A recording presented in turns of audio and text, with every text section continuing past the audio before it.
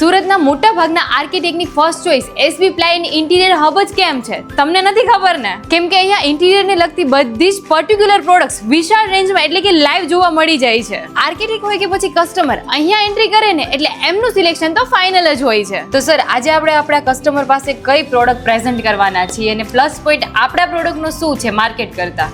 જો આપણો પેલું તો આપણે નથી ડિસ્ટ્રીબ્યુટર નહીં ડીલરશીપ, ડાયરેક્ટ આપણે ફેક્ટરી લેટ જ આપીએ છીએ. ડાયરેક્ટ એટલે કસ્ટમરને ફાયદો થાય ડાયરેક્ટ બેક્ટેરિયા, બરોબર. એમાં આપણું મોટાઈઝ છે મેન, આમાં 2500+ આમાં ડિઝાઇન છે.